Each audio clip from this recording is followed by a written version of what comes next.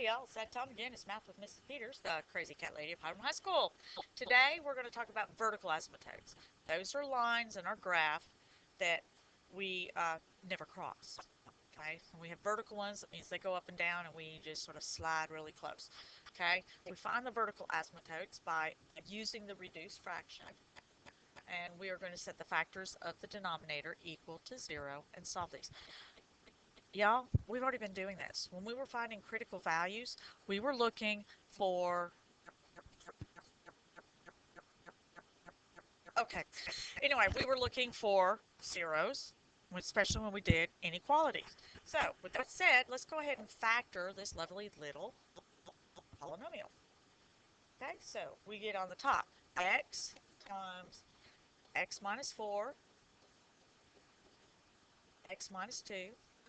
In the denominator, we get negative 3x, x minus 2, x plus 2.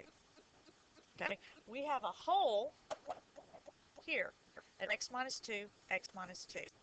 And if you use the previous lesson, you'll realize that our whole, okay, I'm going to say whole, I have two of them in this graph.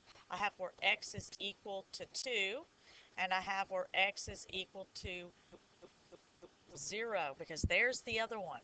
Okay, the ordered pair is going to be 2 and 1/6, and the other one's going to be 0 and 2/3. Okay, those are my holes in my graph. So when I said I want to look at the reduced fraction, what I'm looking at is x minus 4, okay, and negative 3x plus 2. So I need to set my denominator equal to 0. All right, so to find my vertical asymptotes, I'm going to take negative 3x plus 2.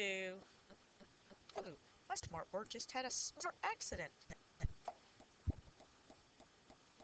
And we'll set that equal to 0. Okay, so I set each factor equal to 0.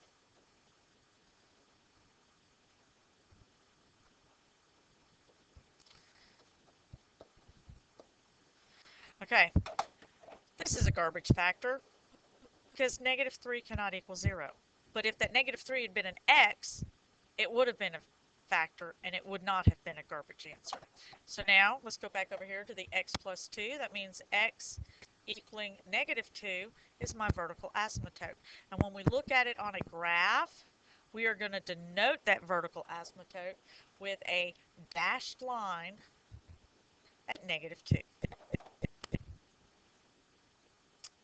And that's the end of today's lesson.